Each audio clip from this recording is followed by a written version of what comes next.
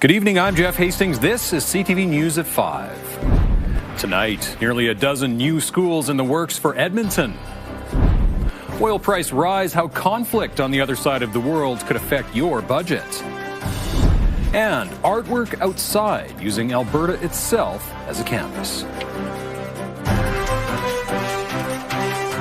CTV Edmonton, local breaking news with Jeff Hastings. Schools in Edmonton are bursting at the seams, with some holding lotteries for new students to enroll. The province says 10 new school projects for the city will help alleviate some pressure. CTV's Miriam Valdez-Carletti has more on where they'll be built and how long it will take. This fall, the doors will open at St. Carlo Acutis Catholic High School, welcoming more than 1,300 students in Castle Downs. The need for new schools is real and urgent. Edmonton Catholic School has grown by more than 17% in the past 5 years. The province is looking to build other schools like this, with 10 new projects in the works for Edmonton. Together, these Edmonton projects will create and renovate more than 8,400 student spaces. Budget 2026 includes 8 new schools and 2 replacement schools. Edmonton Public will get 1 K-6 and 3 K-9 schools. Edmonton Catholic will get 1 K-9, 1 high school, and a replacement school. The Francophonie board will get 2 new elementary schools and a replacement school. We're also working to speed up how school projects move forward from approval to construction. Through the Schools Now program, funding can flow as construction progresses instead of waiting for future budget cycles. 9 of the school projects are currently in the planning phase, while the public K-9 school in Stillwater is now in the design phase. The Education and Childcare Minister says the school divisions determined which projects to prioritize. They know their school division best. They know where the particular pain points are and challenging areas are. Challenges such as Edmonton Public needing to implement a lottery process for new students to attend some of its most in-demand schools. There's no question these new schools will help to alleviate those pressures and potentially eliminate the need for lottery types of systems. The province says the new schools will be open within 4 to 5 years. Site selection will be decided by the boards at a later date. Miriam Valdez-Carletti, CTV News, Edmonton. The only school in Swan Hills is closed, and classes have moved online because of wind damage to the building's roof. Gusts were as high as 100 kilometers an hour in that area yesterday, northwest of Edmonton. The division superintendent says roofing from the town's swimming pool blew off and damaged the school, which shares the same building. Classes will resume once a structural assessment and repairs can happen. We have an engineer either there or on his way up there to actually assess the damage to the structure of the school. I do know that the large gymnasium sustained some damage, and other parts of the roof membrane very close to the swimming pool roof also damaged. The 200 students from kindergarten to grade 12 will attend online classes for now. The price of oil is up sharply in the 10 days since Iran was attacked by the U.S. and Israel. While the conflict is on the other side of the world, the impact here is significant. 20% of the world's supply moves through the Strait of Hormuz, now effectively closed to commercial ships as a result of the war. Oil prices immediately jumped on word of the conflict, rising with every day of trading, peaking well over $100 a barrel in the last day or so, now just under $95. The latest Alberta budget is based on an average price of just over $60 a barrel. The finance minister says the current gas prices are not enough to trigger tax relief for Albertans. We did some quick math this morning. If oil were to average, say, above 110 for the last 5 days, it could trigger the lowest level of relief. So unlikely, but not impossible. According to legislation, tax relief at the pumps has to happen at the beginning of a financial quarter. The next one starts April 1st. There isn't enough monitoring time to trigger it. The finance minister also says with so much volatility right now, it's important to be mindful that what goes up will come down. The UCP government says a long-promised passenger rail master plan is coming in the next few weeks. The transportation minister says the plan is complete and he hopes to have more to say in April. He says his goal is to include proponents for a high-speed rail line between Edmonton and Calgary to connect the two cities and their airports. The rail line has been talked about for more than a decade and could take even longer to develop. The UCP government revealed its plan to create a new Crown Corporation to oversee rail nearly 2 years ago, citing population growth and congested highways. Water restrictions are once again in place across Calgary. The city is asking for cooperation from residents as it conducts major repairs on the Bearspaw South Feeder main.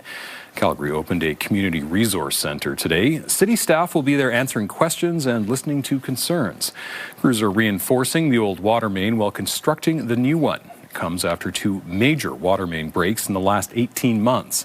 The water restrictions will last about a month. Staff say they'll try to help people as much as they can. The Franco-Albertan flag is now flying at the legislature. A flag-raising ceremony was held today to mark the start of Alberta's Francophonie month. Earlier this year, the province declared 2026 the year of the Francophonie. The province says more than 260,000 French-speaking people live in Alberta. Members of Alberta's Francophone community say they are proud to be recognized. Well, pride is definitely the right word, but so is joy. Like, something about seeing the vitality of our community is always brings tons of joy and it's rewarding. It's a really fun day and a fun event. Events promoting Francophones will be held at communities throughout the province until the end of the month. Josh is here now with an early look at weather. That wind was really something, Josh. Wow. Yeah, well, I mean, Vegreville, Slave Lake, all over 100 kilometer per hour wind gusts yesterday. Here in the city, about 85 to 95 kilometer per hour gusts that hauled in some cooler air. It was 5 degrees at 7 o'clock yesterday morning. And then by the afternoon, we were around 0. And we've been around 0 for daytime highs across the Edmonton region through the day today. There's a little bit of a breeze out of the northwest, 20 gusting to 30 kilometers per hour, but nothing like what we had yesterday. And that's not coming back either. -6, your morning low today. We actually got to 0.6 for a daytime high, so we'll round that up to +1, 0, and -10.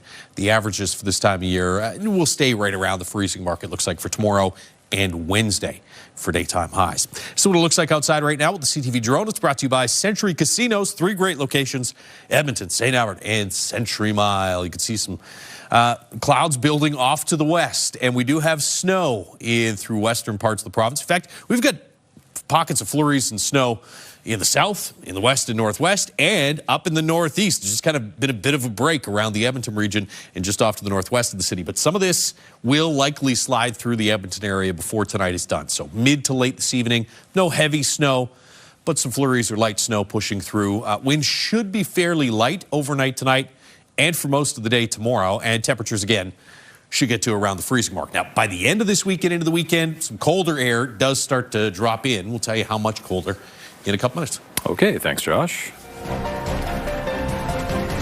Coming up next, retail restrictions, why one Edmonton neighborhood is going without a grocer. Butcher shops have been told no, like bakeries have been told no. Coming up Tuesday on Your Morning, how to know it's time to go to the emergency room. A doctor's advice on when it's worth the wait and when you should stay home. We'll see you at 6. Your Morning Edmonton, weekdays.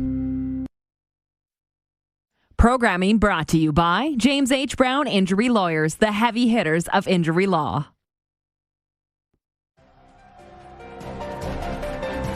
You're watching CTV News at 5.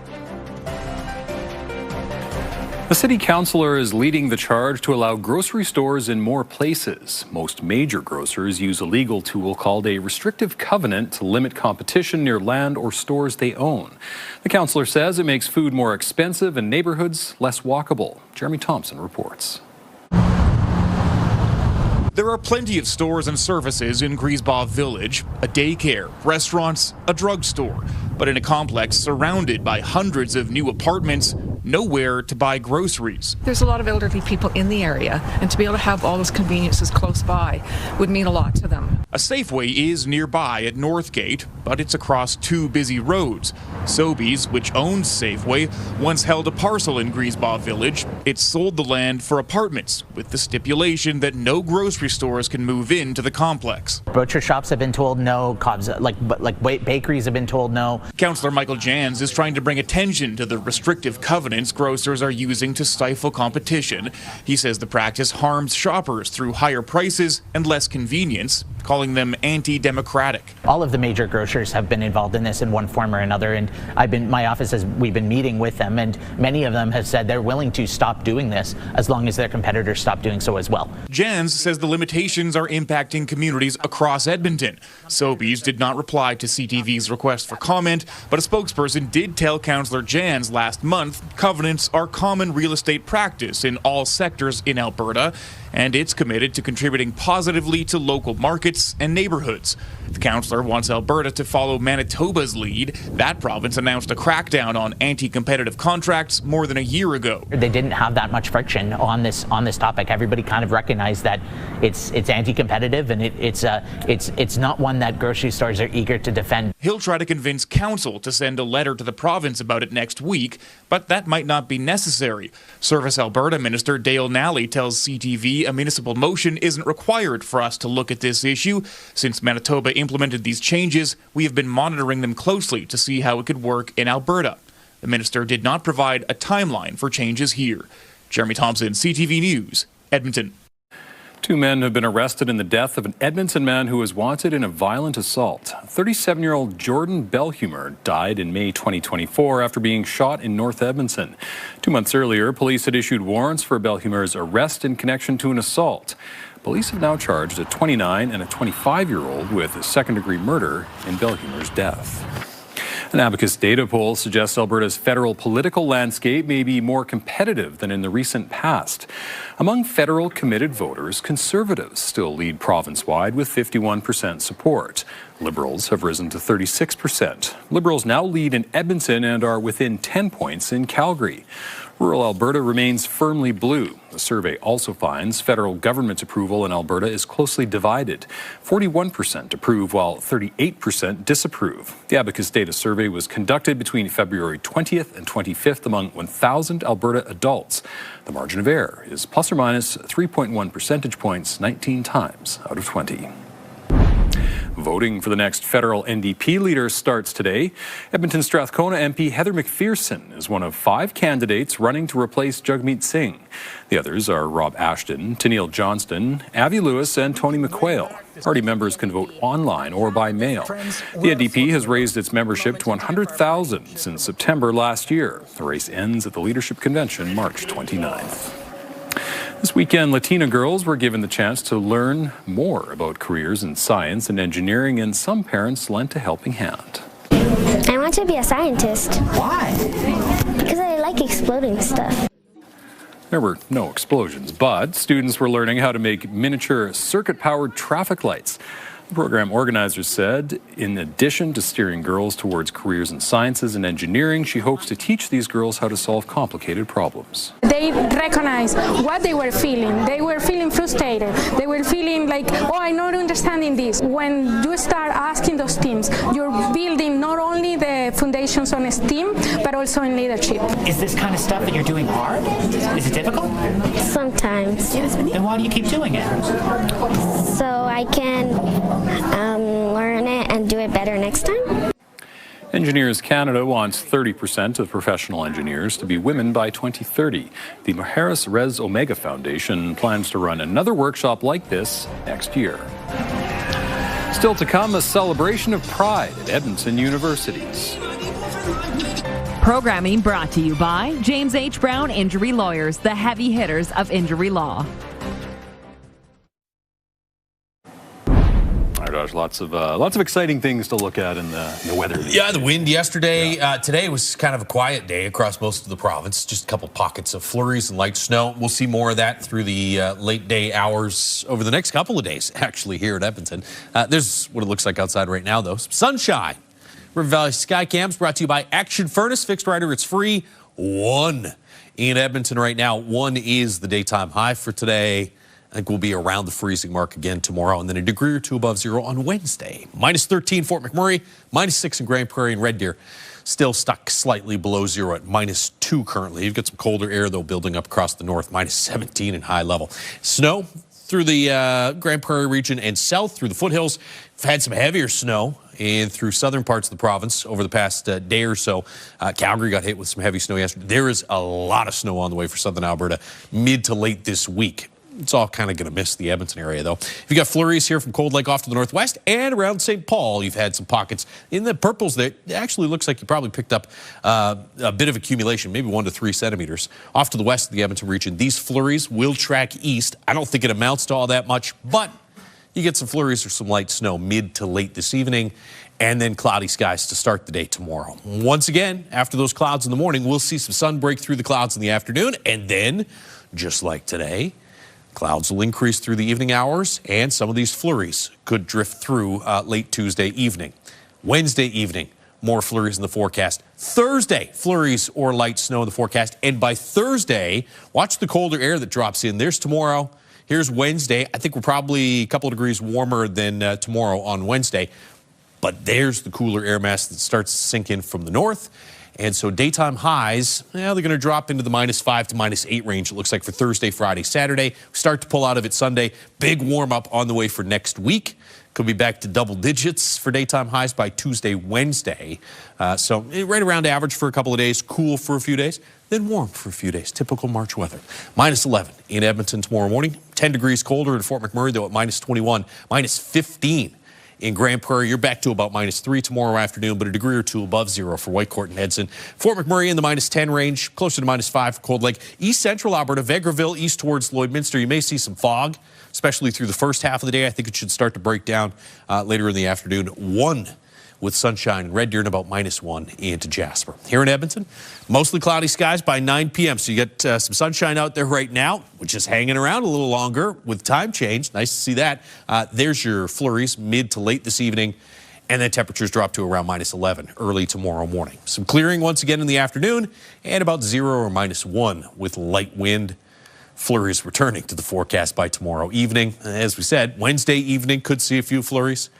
-5 with some flurries or snow. This would be on the northern edge of that potential for some heavier snow in southern Alberta. So we'll see how this plays out in the coming days. Friday could see some late day flurries. Long range forecast, as we said, after a bit of a cool down there for Thursday, Friday, and the weekend, back above zero by early to middle next week. Looks great. Thank you, Josh. Post-secondary students across the city are celebrating Pride Week. People marched through the halls of MacEwan University. The school's Center for Sexual and Gender Diversity says universities host the week now instead of in June during Pride Month because not many students are in class at the time. People say recognition matters. It just feels really important to just be a part of it and to be out myself and to be letting folks know that we're here and that we're queer and that we're trans and that we're not going anywhere. All 6 of Edmonton's post-secondaries are hosting events throughout the week. At the University of Alberta, the school's Firefly Institute held Pride celebrations.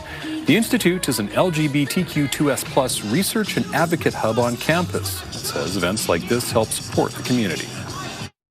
We're doing the work. We have a lot of programs that support the community, and this year in particular, we have a lot of different events going on. We have our Alberta GSA conference. We have our Human Rights Forum happening in June. So we have tons of programming coming up to make sure that we're supporting the community as much as we can. Mayor Andrew Knack proclaimed this week as the U of A Pride Week. Edmonton's Pride Festival is scheduled for late August. When we return, how an international artist came to use the Alberta landscape as his canvas. It's stunning because it's, as you know, sort of a miracle of a location. CTV News at 5 continues.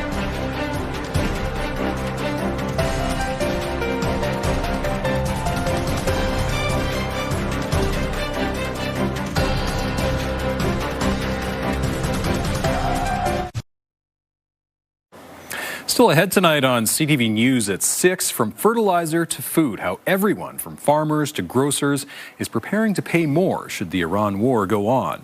Plus, Alberta's NDP calls for a vote of non-confidence in the UCP government. I'll be back with those stories and more of your news of the day on CTV News at 6.